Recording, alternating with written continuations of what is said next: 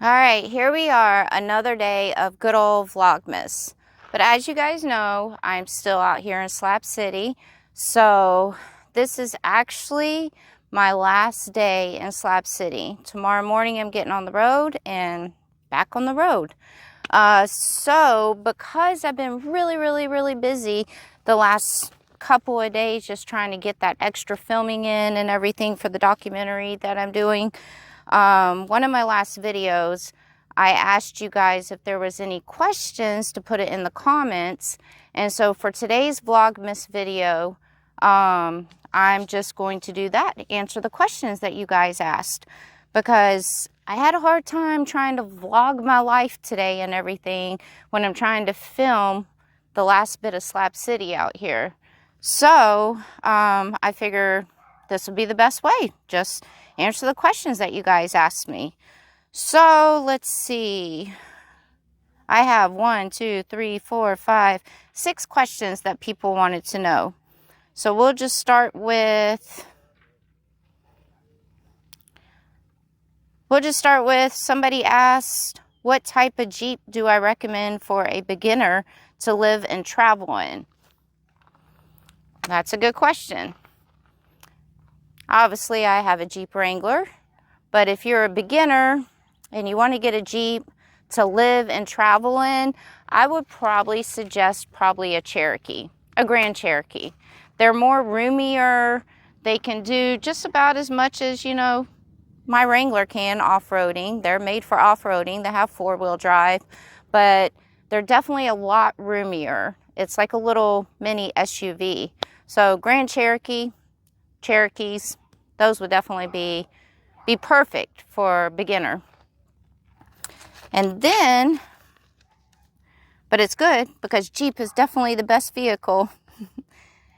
Somebody asked me if Slab City was still veteran friendly. Yes, it is. There's tons of veterans out here, tons. One of my videos that I just did with Nomadic Zig, he's actually a veteran also. We'll save this question for last. Somebody else asked, where did I get little one? And how old is she? And what is her breed? And somebody asked what her name was. Well, she does go by little one. Her name is Tasha, though. And Tasha means little princess, and she's definitely a little princess. I got her, she is 10.5 years old right now.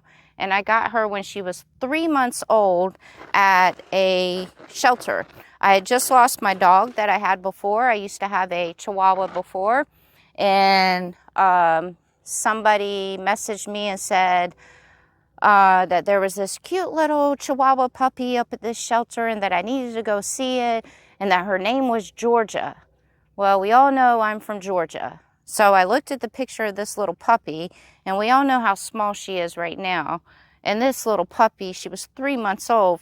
I mean, the size of my freaking hand, if not smaller. Actually, it was smaller. So I knew like a little puppy like that was going to go really fast at a shelter. So literally, I was in my pajamas. I was in my bedroom slippers, and I just grabbed my keys to my car. I had a car at the time, and just rushed up to the shelter in my pajamas and in my bedroom slippers and my hair looking like a hot mess and everything. I run into the shelter and I'm like, is Georgia here? And they're like, huh? And then I show them the picture and they're like, oh, yeah. So I go into the whole spill of excuse the way I look. I just wanted to rush up here and grab her real quick. And I'm from Georgia and it's almost like it was meant to be. So that's how I got my little one. I know it's a pretty cool story. And yes, I know I changed her name, but my dog I had before her name was Isis, which is an Egyptian princess. Sarah means little princess. So I tried to find another name that meant princess. And Tasha means princess. So that's why I went with Tasha and changed her name from Georgia. And let's see. Oh, the breed. She's half Chihuahua and half Terrier. I think we can all see the Chihuahua in her, and then when her hair gets long and she starts looking like a hot mess, then you can see that Terrier in her. Then somebody asked me, what age was my first tattoo? Well, my first tattoo, I was 18 years old. Me and 2 other friends went to Daytona Beach for spring break, and even though we were underage, we were drinking, we're a little intoxicated, and decided that we wanted to get a freaking tattoo. Went to the tattoo shop. Those people should not have tattooed us because A, we were underage. You could clearly tell we were drunk and didn't know what we wanted. And I just picked this cute little thing up that was up on the wall that they had, and I was like, I'll take that. And of all places, during spring break on my first tattoo, I got it on my stomach. So it's a little design. Actually, it's kind of big, actually. And it's underneath my belly button and a little bit above it.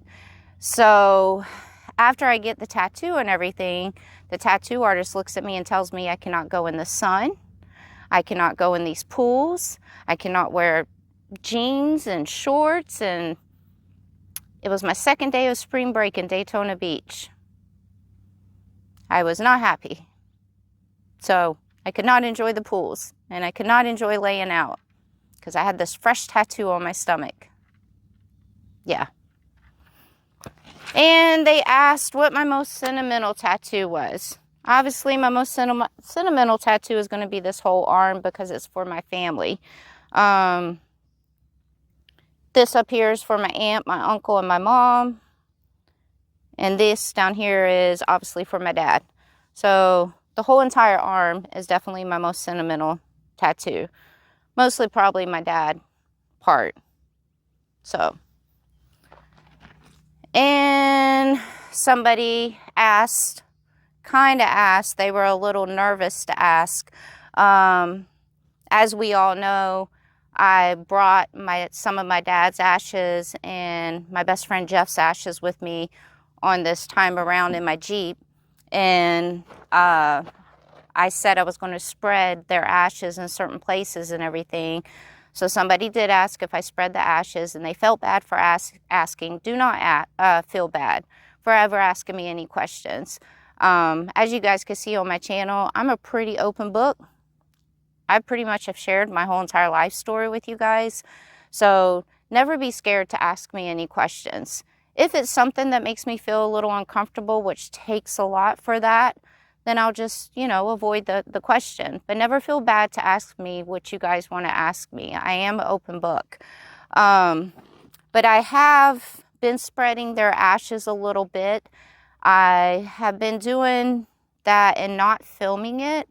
I am going to film it in some places, but like some places that I've been spreading these ashes, I kind of just want to have that me moment doing that and not film it. But there is going to be some times that I will film me spreading the ashes, mostly because I want to be able to share those videos with Jeff's dad and let him see where I'm putting Jeff's ashes at and everything. So then the last one was, why did I start this journey? I have shared this multiple times, but I know I have a lot of videos, so it's hard to watch a lot of my videos and keep up with them and everything, or go back and watch them. I started this journey, let's see, 16 months ago. I left Vegas, and I used to start off by towing the travel trailer behind my Jeep. Now I'm just living out of my Jeep and just traveling in the Jeep, and I love it way much better. But I started this journey because of what happened with my father. The first incident was him committing suicide in front of me. He shot and killed himself in front of me one night when I came home from work. And then shortly after that, I lost one of my dear closest friends, Kimberly, and I was with her at the hospital when she was taking those last breaths. And then I lost my best friend shortly after that to pancreatic cancer, and was with him when he passed away. So all that happened within about 5 months. So it was a really hard thing for me to deal with. And over the last few years, I just kept myself busy and kept myself busy with work and just so I wouldn't have to try to think about everything, you know, that had happened. But obviously I was still thinking about everything when I was laying in bed at night and stuff. But yeah, there came a time where I just needed to think all this through and how I was going to deal with everything. And I actually met this girl in Sedona, Arizona, and she was traveling and living out of her 4Runner, towing a travel trailer behind it. And me and her met, and we started talking, and she started telling me that the reason why she started doing that was because her brother committed suicide, and it was a murder-suicide. And, you know, her way of dealing with what happened was for her to just leave everything behind, go be with nature, and start traveling the States and just being with nature. And we all know how much I love nature. I've always been a nature person for a long time. And I've always said that being in nature makes me very peaceful and calm. So after meeting her, I went back home and started thinking things through. Mind you, I had an amazing job. I was a general manager of a craft beer bar in Las Vegas, was also bartending and making great money. I had been with that company for 10 years, and yeah, just started thinking everything, you know, like I needed to I'll never come to terms with what happened with my father, but I needed to work on my depression, and I needed to try to get myself kind of happy again. And if I just would have kept working and always working and keeping myself busy and trying to distract myself, I probably would have ended up going crazy, to be honest with you. So meeting that girl was a blessing in disguise, and I'm still friends with her till this day. So I just started figuring things out, how I can make it work and do what she was doing. So I started saving money, and I bought me a travel trailer, and I gave a notice at work. That was the hardest thing, giving up a 10-year job. That was great. So I bought the travel trailer and just started traveling. And I knew for me to make it work, I was going to have to pick up jobs along the way. And I did. Started picking up jobs along the way. And yeah, hold on, we're going to cut this for 1 second because we have a bus coming in, and then I will continue the story.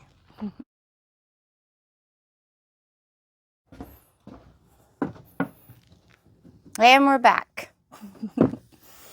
So obviously it's very busy out here everywhere in Slab City, so it's been kind of hard to find somewhere for me to film this little segment right here.